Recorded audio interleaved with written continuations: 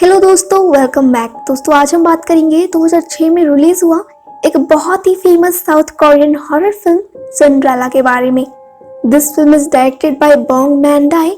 IMDb rating है 5.6 out of 10।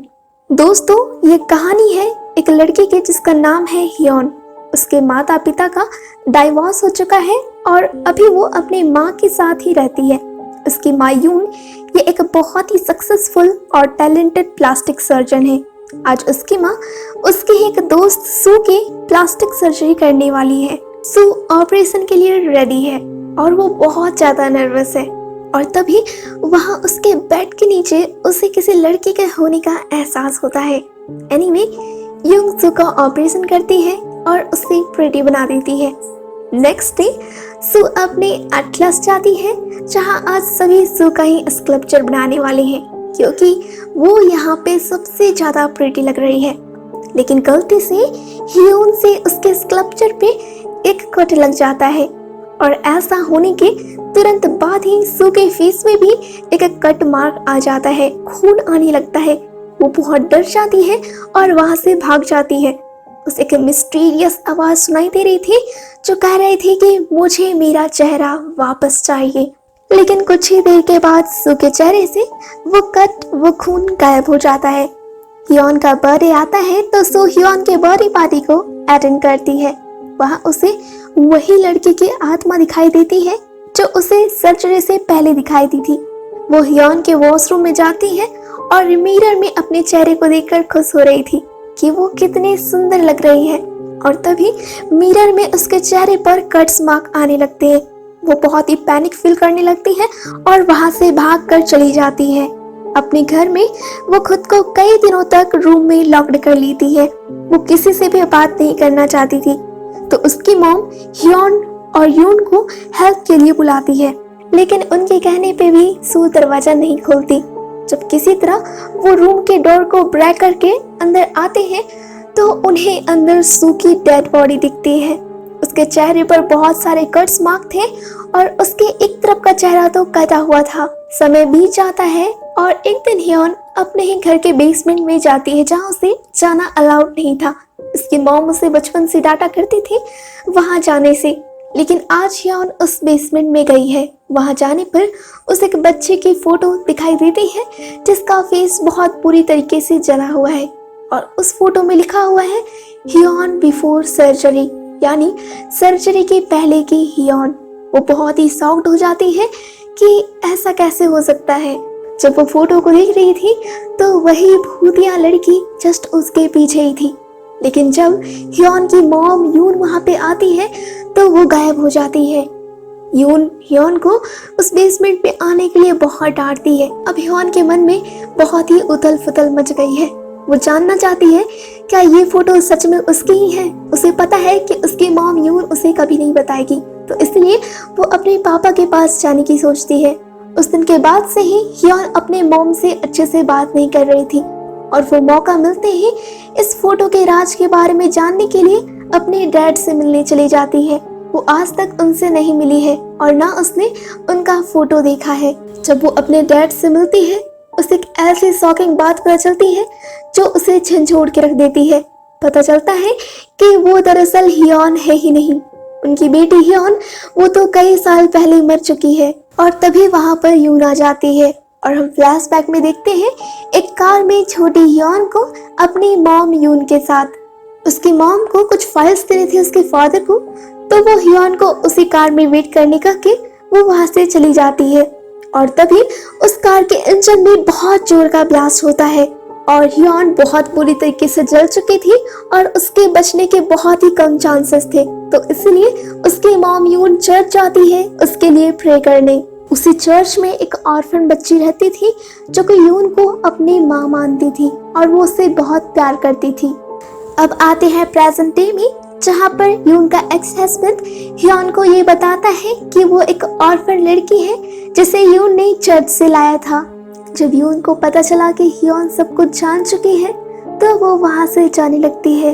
लेकिन तभी हियोन यून को मॉम पुकारते हुए उन्हें गले लगा लेती है और फिर यून हियोन को अपने साथ घर ले आती है। घर आने के बाद हियोन नहाने के लिए चली जाती है और तभी दरवाजे की घंटी बजती है। जब यून दरवाजे को खोलती है तो वहाँ पर हियोन थी। वो बिल्कुल शॉक्ड हो जाती है क्योंकि हियोन तो अभी नहाने के लिए गई थी, तो फिर ये कौन है। वो हियोन यून से बहस करने लगती है और वो उसे कहती है कि वो उसकी असली माँ नहीं है और वो खुद को एक रूम में बंद कर लेती है। नेक्स्ट डे होती है और हियोन अपने फ्रेंड सुन को 2 फोटो दिखाती है। इसमें से एक फोटो उसके फादर ने उसे कल दिया है और दूसरी फोटो जब वो बस स्टैंड पे वेट कर रही थी तो एक ओल्ड लेडी अपनी पोती को ढूंढ रही थी और उसे ये फोटो दिया था। सुम नोटिस करती है कि ये दोनों फोटो बिल्कुल सिमिलर है। डिफरेंस इतना है कि इन दोनों का आई कलर अलग अलग है। इसी बीच हम 2 लड़कियां हाय और जाई को देखते हैं जिनका भी हाल ही में यून ने प्लास्टिक सर्जरी किया है और अब ये बिल्कुल पोसेस्ड हो चुके हैं। वे दोनों अपनी आर्ट क्लास में एक दूसरे के फेस पर कार्ड्स कर रही हैं और कह रही हैं कि मैं तुम्हें सुंदर बनाऊंगी, जिससे उनका चेहरा बहुत ही खराब दिख रहा है और बहुत ही खून भी आ रहा है। इसके बाद मेडिकल टीम आती है और उन दोनों को वहां से ले जाती है। पता नहीं ऐसा क्यों हो रहा है, यून जिस किसी का भी प्लास्टिक सर्जरी कर रही है उनके फेस पर कट मार्क आते हैं और वे मारे जाते हैं। हियोन जब घर आती है तो यून उसे बेसमेंट में लॉक कर देती है, लेकिन जब वो ऊपर घर में आती है तो हियोन अपने बेड पे थी। और फिर हम एक और फ्लैशबैक में जाते हैं। हम देखते हैं छोटी रियल हियोन को जिसका फेस बहुत बुरी तरीके से बर्न हो गया है। पहले तो उसका कोई भी चांसेस नहीं था बचने का, लेकिन अब वो थोड़ा इम्प्रूव कर रही है तो यून उसका ऑपरेशन करती है। इसके बाद वो उसका ऑक्सीजन मास्क निकाल देती है ताकि वो मर जाए, लेकिन चूंकि वो तो उसकी बेटी है वो उसे मार नहीं पाती। फेसलेस लड़की प्यार से उसका हाथ सहलाती है। बाद में हम देखते हैं कि वो फेसलेस लड़की दूसरी लड़की को अपनी दोस्तों के साथ खेलते हुए देखती है और वो यून को कहती है कि वो कितनी सुंदर है ना, तो इसलिए आप उसे मुझसे ज्यादा मानती हो। यून उससे कहती है कि मैं तुम्हारे लिए एक नया चेहरा बनाऊंगी, लेकिन अनफॉर्चुनेटली वो अपना वादा नहीं पूरा कर पाती। वो उसे एक नया चेहरा तो नहीं दे पाती, लेकिन वो उसे अपनी बेटी के चेहरे के ढेर सारे मुखौटे बना के देती है। समय बीतता जाता है और अब वो फेसलेस गर्ल यंग हो चुकी है। वो एक दिन बेसमेंट से बाहर निकलती है जब हियोन अपने दोस्तों के साथ अपने बर्थडे पार्टी मना रही थी, जिनका बाद में यून सर्जरी करने वाली है। लेकिन यून उस फेसलेस गर्ल को देख लेती है तो वो उसे जल्दी से बेसमेंट में ले जाती है। वो फेसलेस गर्ल खुद के लिए एक ऐसे ही जन्मदिन की पार्टी की भीख मांगती है, लेकिन यून उसे उस बेसमेंट में लॉक करके वहां से निकल जाती है। बाद में यून उसके लिए केक तैयार करती है और बेसमेंट में जाती है, लेकिन इससे पहले देर हो चुकी थी। उस फेसलेस गर्ल ने खुद को लटका लिया था, उसने सुसाइड कर ली थी। अब आते हैं प्रेजेंट डे में। जब हियोन उस बेसमेंट में लॉक्ड है, उसे पता चलता है कि इस बेसमेंट में उसके फेस के बहुत सारे मुखौटे हैं। साथ ही उसे एक डायरी भी मिलती है जिसमें किसी लड़की ने उसके और उसके दोस्तों के प्रति बहुत ही ज्यादा घृणा व्यक्त की है। साथ ही हियोन को एक फ्रिज जैसे डिवाइस का भी पता चलता है जिसमें यून ने उस फेसलेस गर्ल की डेड बॉडी को रखा हुआ था। वहीं हम दूसरी तरफ देखते हैं कि हियोन की फ्रेंड सुंग उसे खोजते हुए बेसमेंट तक पहुंच चुकी है और वो हियोन को बेसमेंट से निकाल लेती है। फिर सुंग और हियोन दोनों मिलकर यून यानी कि हियोन की माँ को खोजने लगते हैं। फिर सुंग को हियोन दिखाई देती है तो उसे लगता है कि ये हियोन ही है, लेकिन एक्चुअली में ये फेसलेस गर्ल है। जब वो अपना मास्क हटाती है तो सुंग उसका स्कैरी फेस देख करके बहुत डर जाती है और वो बेहोश हो जाती है। हियोन जब आती है तो वो अपनी फ्रेंड सुंग को देखती है जो कि बेहोश होती है और तभी उसकी माँ आ जाती है और वो उसे बेहोश कर देती है। हियोन की आंखें जब खुलती है तो वो खुद को एक ऑपरेटिंग टेबल में पाती है और उसके बगल में ही एक लड़की थी जिसने उसके ही चेहरा जैसा मुखौटा लगाया हुआ था। जब यून उसके मुखौटे को हटाती है तो उसके अगली फेस को देख के हियोन बहुत डर जाती है। यून घबराई हुई हियोन को कहती है कि उसका चेहरा वापस देने का समय आ गया है और वो ऑपरेशन करना शुरू कर देती है। लेकिन उसे याद आता है कि वो उससे कितना प्यार करती है। यून ये नहीं कर पाती, वो रोने लगती है और वो फर्श पे गिर जाती है।